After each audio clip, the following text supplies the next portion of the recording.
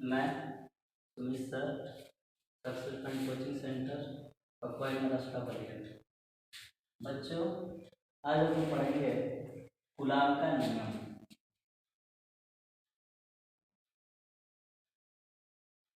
Coulomb का नियम।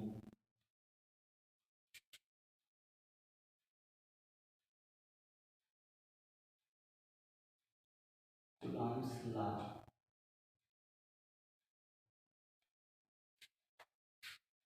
Coulomb का नियम क्या है? तो जैसा कि हम लोग जानते हैं, कूलाम फ्रांसीसी वैज्ञानिक है और इन्होंने दो आवेशों के संबंध में नियम दिया है जिसे कूलाम का नियम कहते हैं। यदि किसी वैद्युत क्षेत्र में दो आवेश Q1 और Q2 एक दूसरे से स्मॉल r दूरी पर स्थित है, तो उस समय इनके बीच लगने वाले बल का मान हम कूलाम के नियमानुसार ज्ञात कर सकते हैं। अतः सन 1785 ईस्वी में कूलाम ने दो आवेशों के संबंध में एक नियम दिया जिसे कूलाम का नियम कहते हैं। इनके अनुसार दो आवेश Q1 और Q2 है जिनके बीच की दूरी स्मॉल r है, तब इनके बीच लगने वाला जो बल है वह कूलाम के नियमानुसार निम्नलिखित है। और तो दो आवेशों के बीच लगने वाला बल F दोनों आवेशों के गुणनफल के अनुक्रमानुपाती तथा इनके बीच की दूरी के वर्ग के व्युत्क्रमानुपाती होती है। अर्थात हम कह सकते हैं बच्चों कि यदि दो आवेश Q1 और Q2 है, उनके बीच की दूरी स्मॉल r है, तो जो लगने वाला बल है दोनों आवेशों के बीच वह दोनों आवेशों के गुणनफल के अनुक्रमानुपाती होगा। अर्थात आवेशों का जो गुणनफल होगा वह उनके बीच लगने वाले बल के अनुक्रमानुपाती होगा। इसको हम मान सकते हैं समीकरण नंबर फर्स्ट। और वही जो आवेश हैं जिनके बीच की दूरी स्मॉल r है का जो वर्ग है, इस यानी जो लगने वाला बल है वो आवेशों के बीच की दूरी के वर्ग के क्या होगी? व्युत्क्रमानुपाती होगी। तो ये हो जाएगा बच्चों इक्वेशन नंबर सेकंड। अब यदि दोनों इक्वेशन को मिलाया जाए तो प्राप्त हो जाएगा F proportional Q1 Q2 upon small r का स्क्वायर। अब यहाँ पर देखते हैं बच्चों कि ये हो जाएगा समीकरण नंबर थर्ड। जब भी यह अनुक्रमानुपाती होगा तो उस समय इन माध्यमों के लिए एक नियतांक होगा जिसको हम लोग F बराबर नियतांक के रूप में लेते हैं कि Q1 Q2 upon small r का स्क्वायर। इसको बना देंगे समीकरण नंबर 4। यहाँ जो नियतांक स्मॉल k के रूप में लेते हैं उससे हम इस माध्यम की विद्युतशीलता कहते हैं। विद्युतशीलता कहते हैं। परंतु वैज्ञानिकों ने सुविधाजनक हेतु k का मान 1/4 पाई एप्सिलॉन 0 रखा है। अर्थात हम लोग स्मॉल k कहते हैं लेकिन k लिख दिया जाता है। तो यहाँ पर वैज्ञानिकों ने जो यह नियतांक है उसका मान निर्धारित किया है कि ये बराबर 1/4 पाई एप्सिलॉन 0। अतः यह k का मान जब समीकरण नंबर 4 में रखते हैं तो F बराबर हो जाएगा 1/4 pi epsilon 0 Q1 Q2 upon small r का स्क्वायर। अतः इस सूत्र की सहायता से हम दो आवेशों के बीच लगने वाले बल का मान ज्ञात कर सकते हैं। अब यहाँ से हम आगे देखेंगे बच्चों कि जो 1/4 पे एप्सिलॉन 0 है उसका मान होता क्या है। तो यहाँ पर जो होगा 1/4 पे एप्सिलॉन 0 का मान ज्ञात किया गया है और वह मान होता है 9 × 10⁻⁹ न्यूटन मीटर स्क्वायर प्रति कूलाम का स्क्वायर। यहाँ पर मान ज्ञात किया गया है 9 × 10⁹ न्यूटन मीटर स्क्वायर प्रति कूलाम का स्क्वायर। अब यदि हम लोग एप्सिलॉन 0 का मान और विमीय सूत्र निकालें, एप्सिलॉन 0 का मान व विमीय सूत्र, तो यहां से यदि एप्सिलॉन 0 का मान निकाला जाए तो लिखेंगे हम 1/4 पाई एप्सिलॉन 0 का मान 9 × 10⁹ और इसका मात्रक है न्यूटन मीटर स्क्वायर प्रति कूलाम का स्क्वायर।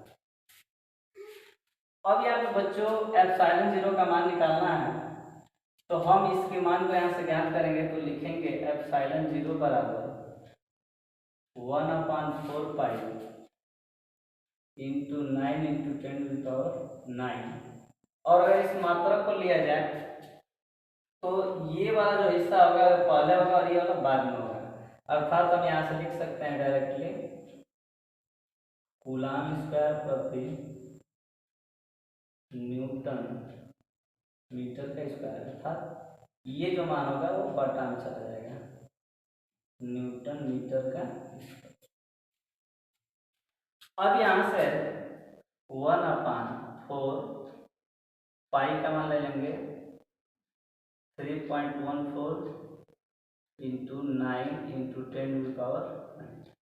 तो इस तरीके से जब इसका कैलकुलेशन करेंगे तो मान आएगा 8.85 इंटू 10⁻⁻12 और यहाँ पे इसका मात्रक हो जाएगा कूलाम स्क्वायर प्रति न्यूटन मीटर का स्क्वायर। तो इस तरीके से हम लोगों ने देखा कूलाम के नियमानुसार आवेशों के बीच लगने वाले बल के लिए सूत्र, उसके बाद 1/4 पे एप्सिलॉन 0 का मान, उसके बाद एप्सिलॉन 0 का मान और मात्रक। अब हम लोग विचार करेंगे इसके विमीय सूत्र पर। विमीय तो एप्सिलॉन 0 का विमीय सूत्र ज्ञात करने के लिए सर्वप्रथम हम मात्रक को ध्यान में रखते हैं, तो यहां से मिल जाएगा एप्सिलॉन 0 बराबर कूलाम का स्क्वायर। कूलाम के लिए जो विमीय सूत्र होता है वह हो जाएगा 80, क्योंकि कूलाम का स्क्वायर है तो यहाँ पर हो जाएगा a का स्क्वायर t का स्क्वायर अपान में न्यूटन मीटर का स्क्वायर, तो न्यूटन के यहाँ से विमीय सूत्र होगा mL/t पर -2 और मीटर का हो जाएगा स्क्वायर का L/2। जैसे न्यूटन का हमने लिखा mL/t पर -2 और मीटर स्क्वायर का L/2, तो यहाँ से मिल जाएगा हमें m, तो m⁻⁻1 l और l⁻3, l ऊपर जाएगा तो -3 t⁴ और यहाँ से मिल जाएगा e⁻2। तो इस तरीके से हम लोगों ने एप्सिलॉन 0 का विमीय सूत्र प्राप्त कर लिया m पर -1, l पर -3, t पर 4 और a पर 2। तो यहाँ पर बच्चों हम लोगों ने क्लियर किया कि कूलाम का नियम क्या होता है। अब हम लोग आगे देखेंगे इसमें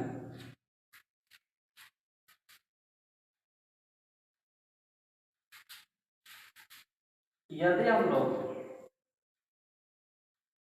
दोनों आवेशों के बीच में अर्थात Q1 और Q2 के बीच में यदि कोई परावैद्युत पदार्थ रखें,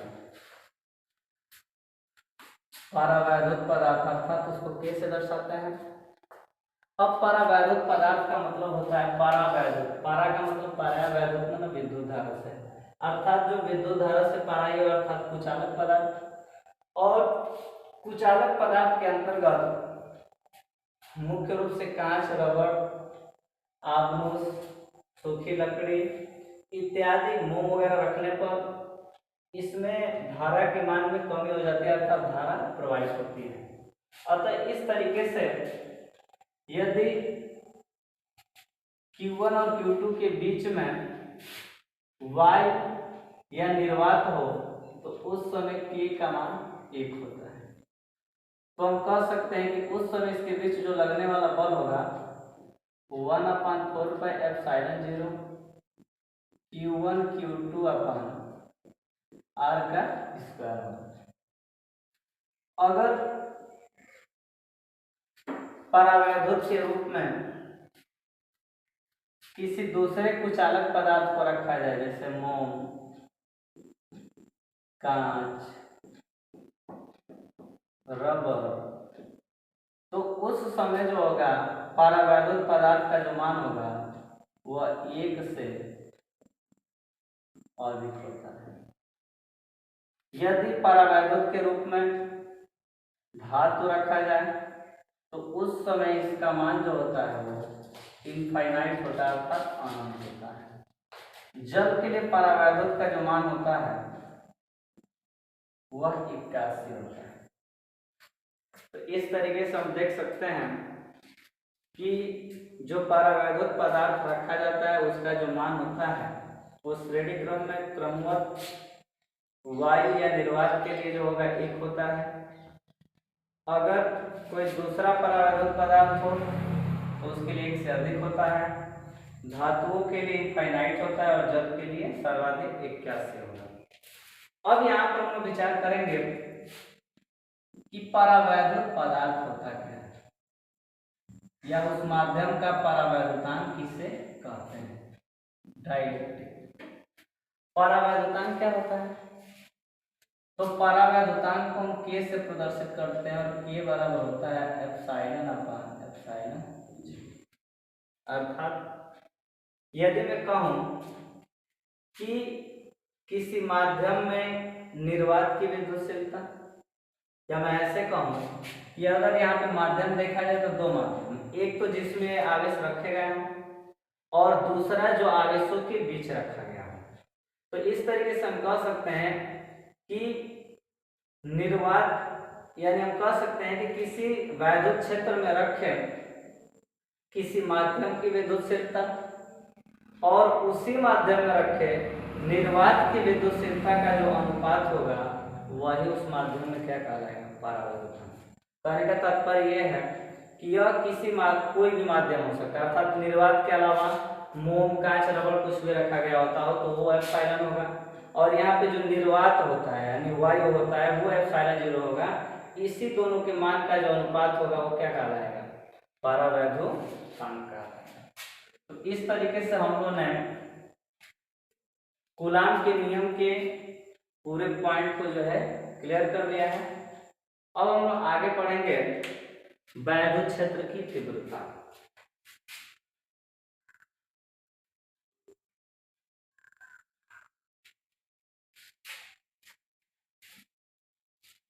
वैद्युत क्षेत्र की तीव्रता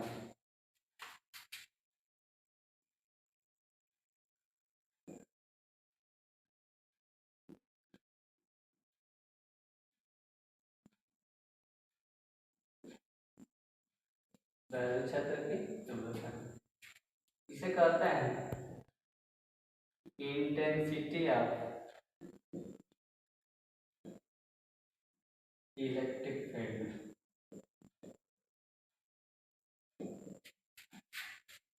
इंटेंसिटी ऑफ इलेक्ट्रिक, वैद्युत क्षेत्र की तीव्रता क्या होती है? तो मान लिया जाता है कि यदि कोई धन आवेश है Q जिसका एक अपना निश्चित वैद्युत क्षेत्र होता है, अर्थात इस आवेश के कारण यानी जहां भी आवेश होगा वहां पर विद्युत का क्षेत्र होता है। अगर मानते हैं कि इस आवेश का यहाँ पर विद्युत का क्षेत्र है तो इससे कुछ दूरी पर एक परीक्षण आवेश होता है Q0, अर्थात ये अल्प आवेश होता है, इसका अपना कोई विद्युत क्षेत्र नहीं होता है लेकिन थोड़ा बहुत होता है।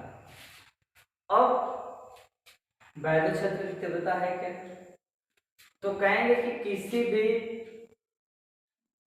आवेश के चारों तरफ का वह क्षेत्र जहां परीक्षण आवेश पर लगने वाला बल F होता है, तो उस समय जो वैद्युत क्षेत्र की तीव्रता होगी E बराबर वो F/Q0 होती है। अर्थात हम कह सकते हैं कि किसी वैद्युत क्षेत्र में परीक्षण आवेश पर लगने वाला बल F परीक्षण आवेश Q का जो मान का अनुपात होता है वही उस क्षेत्र में वैद्युत क्षेत्र की तीव्रता कहलाती है। अर्थात हम ऐसे भी कह सकते हैं कि अगर ये आवेश Q है तो परीक्षण आवेश भी धनात्मक होता है, अतः दोनों एक दूसरे को प्रतिकर्षित करते हैं।